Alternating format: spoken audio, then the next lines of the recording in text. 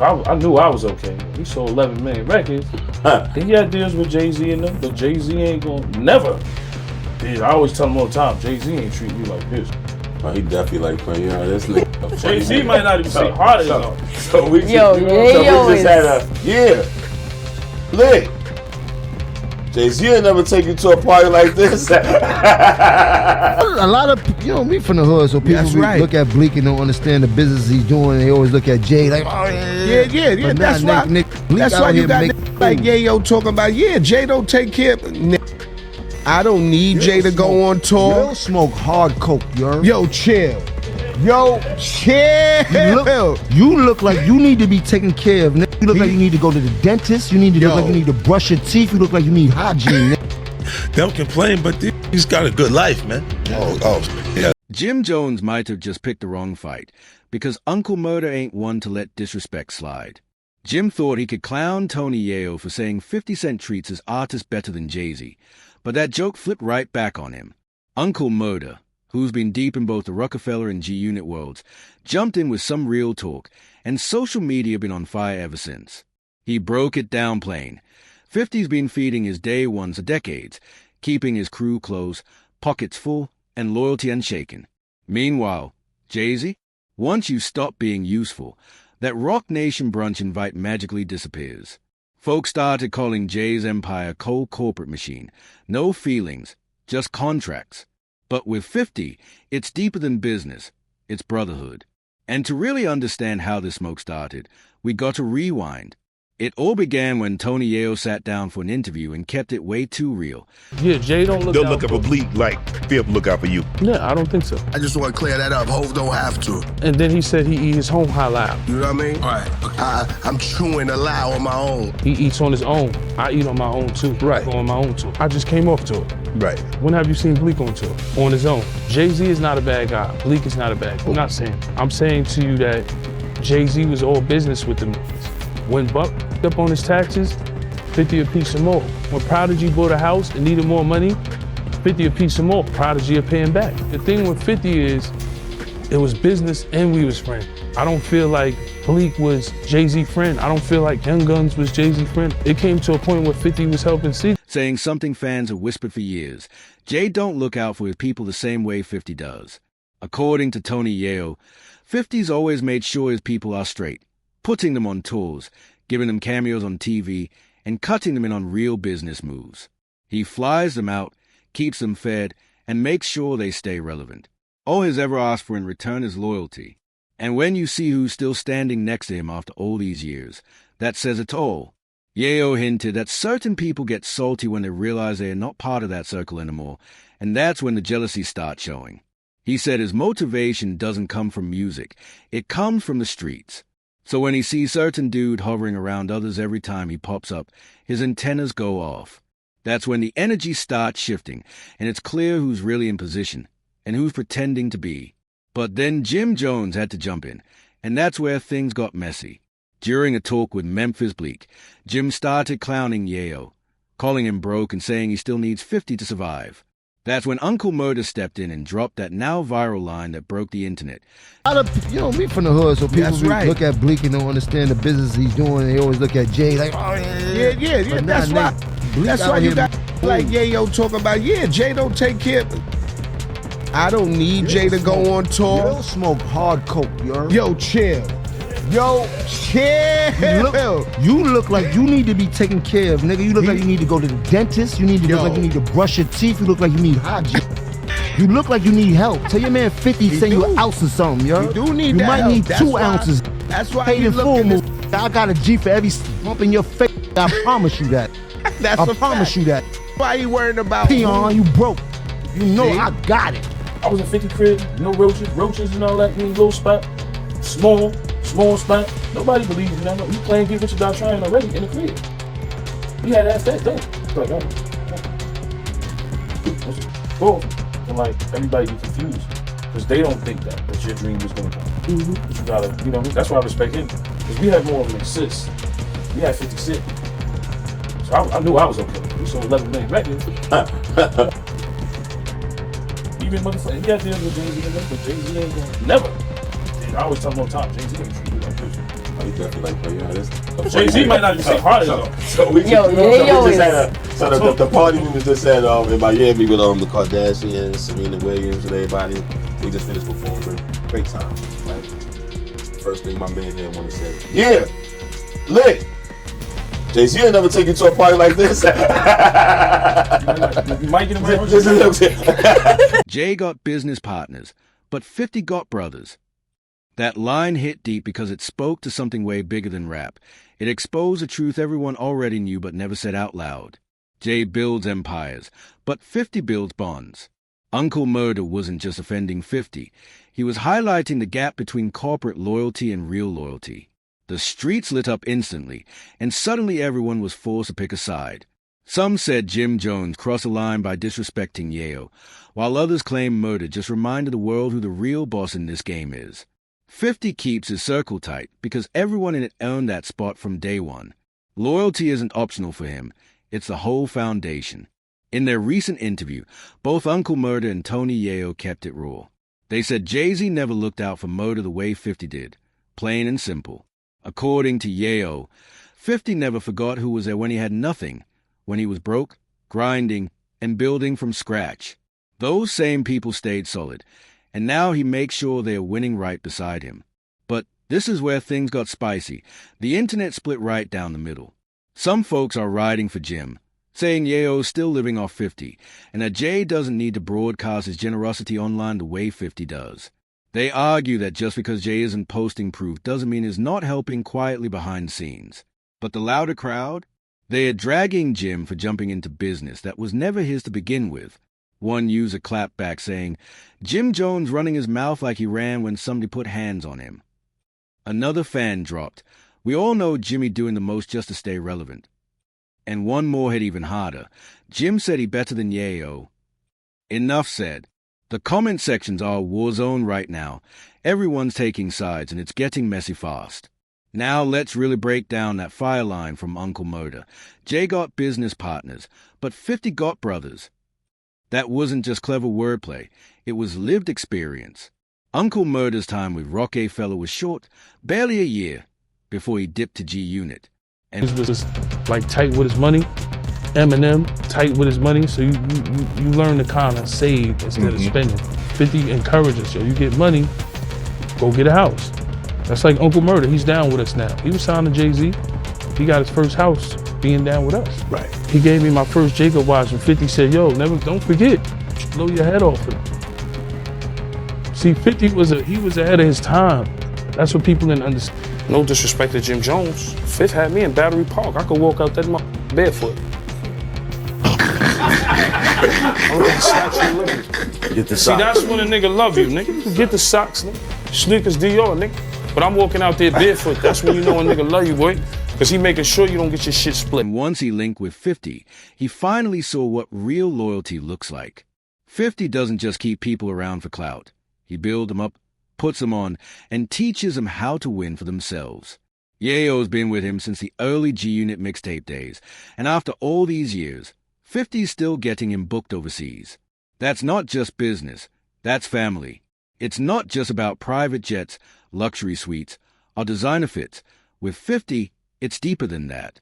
It's about building wealth and legacy. Yayo even shared that 50 personally taught him how to manage money, invest smart, and think long-term instead of chasing short wins. And get this, Uncle Murda said after signing with 50, he was finally able to buy his first house. That's not just loyalty, that's leadership. When Murda linked up with G-Unit, his whole world flipped. 50 didn't just toss him a verse or a shout-out for clout. He handed him real opportunities and made sure his name stayed alive in the streets. That's the thing about 50. He doesn't treat his people like temporary co-workers. He treats them like family. Once you're solid with him, you're solid for life. He's built his legacy on loyalty, not contracts or paychecks. But when you shift your focus to Jay-Z's circle, the energy is completely different. Jay moves like a billionaire CEO. Everything's strategic. Everything's transactional. Way, but they fool the world and make them think that way, you know what I'm saying? And it's like, I wouldn't even say anything, you know what I'm saying? Because, you know, there are a whole lot of frauds in the industry. But I wouldn't say anything. The only reason I'm saying something because he's saying something that I'm not. He's trying to tell the world that I'm, that I'm not something that I really. You're around as long as there's mutual benefit, and once there's not, you're gone. No warning, no explanation, just silence. And if you've been paying attention, the pattern's been clear for years. Dame Dash, Kanye West, Beanie Siegel, all the people who helped shape Jay's come up, one by one, they were cut off like loose threads. Once you stopped fitting into the brand, you vanished from the blueprint. And it didn't stop there either. Remember Jazzo, the man who literally put Jay on? He mentored him back when nobody even knew the name Jay-Z. But the moment Jay climbed to the top, he flipped the script, leaving Jazz behind like he never existed. That bond was supposed to be forever, but fame and fortune have a funny way of rewriting loyalty. Take DeHaven, one of Jay-Z's oldest friends from Master Projects.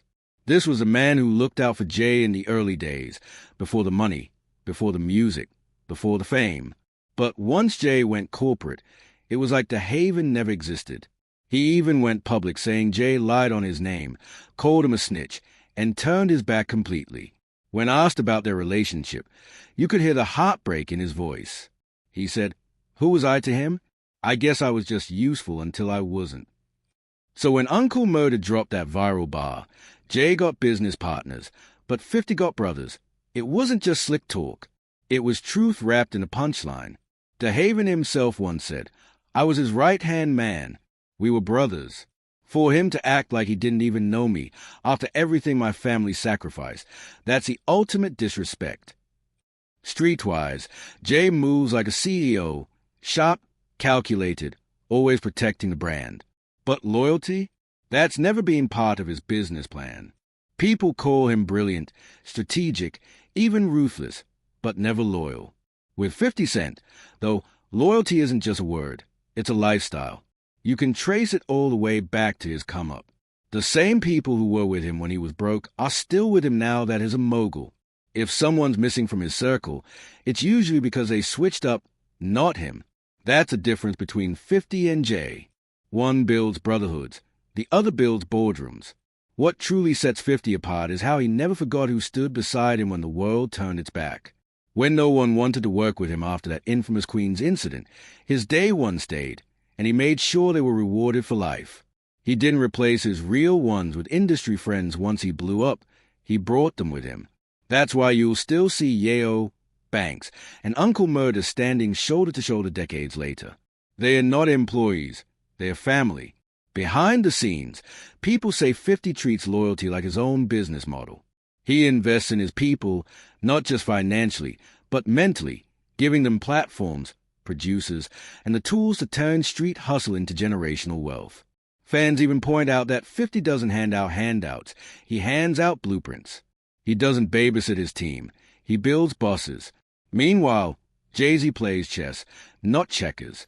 Every connection, every friendship, every alliance is a strategic move. His relationships are business transactions, valuable only as long as they benefit the brand. The moment they don't, the bond fades into the background. People still call Jay a genius, but even his biggest supporters admit it's lonely at the top when your empire is built on deals instead of devotion. Fans started comparing both camps, G-Unit versus Roc Nation, and the energy couldn't be more different. When G-Unit links up, it feels like a family reunion. But when Roc Nation gathers, it feels like a networking mixer where everyone's checking their watches. That's exactly what Uncle Murda meant when he said 50 build brothers, not just brands. Even insiders admit 50's loyalty is what's kept his respect intact across the industry. And if you listen to guys like Memphis Bleak, even he knows the difference. He once said, "Hov don't have to look out for me. I'm doing my own thing." That line said everything. Because while G-Unit's still touring, still eating, still moving like a squad, Roc Nation looks more like a business roster than a brotherhood. One's powered by love, the other by logos. And at the end of the day, that's why 50's loyalty will always hit harder than Jay's brand. Rappers, actors, producers, they all say the same thing. If 50 rocks with you, he's rocking with you for real. And that kind of loyalty, it's rare in an industry where most people switch sides the second money hits the table. What's wild is that 50's version of loyalty isn't just emotional, it's strategic.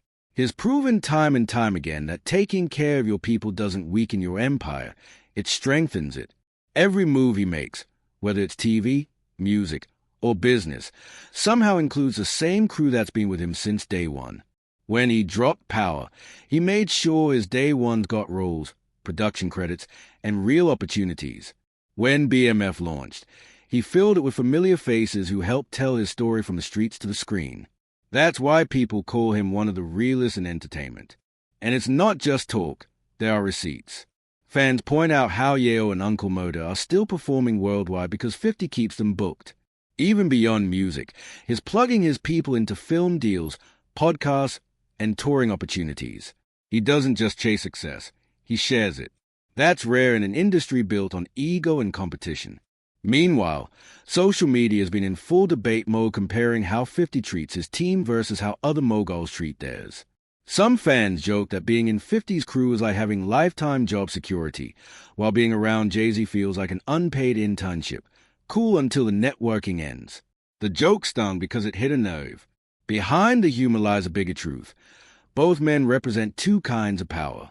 Jay's power comes from corporate precision, silence, control, exclusivity. 50's power comes from connection, loyalty, presence, and shared wins. One values privacy. The other values people. And that's exactly why fans stay locked in with 50, because his loyalty feels real. Uncle Murda and Yayo keep saying it's not about who's richer, it's about who's realer. Every time 50 puts his people in position to win, it reminds everyone that success hits different when your whole team's eating beside you. At the end of the day, it comes down to this. 50 move with loyalty first, Jay moves with strategy first. Neither is wrong, but one definitely feels more human. 50 never forgot who was there when he had nothing, and now that is up, those same people are still at the table. That's why fans respect him so deeply. His success feels shared, not selfish. Jay, on the other hand, plays a long game like a master chess player. Every move, every friendship, every partnership fits neatly into a billion-dollar vision. But that kind of strategy comes with distance, relationships that look polished, not personal. That's the trade-off. Strategy builds empires, but loyalty builds families. And right now, the internet's torn between the two, because while Jay runs the boardrooms, 50 runs the hearts of his crew and his fans. And that's why this debate blew up so fast. It's bigger than hip-hop. It's about business love versus real love. So now I gotta ask you, whose side are you on? Do you ride with 50's loyalty or Jay's strategy? Drop your thoughts in the comments. I'm reading every single one. Don't forget to like, share, and subscribe for more celebrity drama. Because trust me, the next video on your screen right now, it's even messier than this one.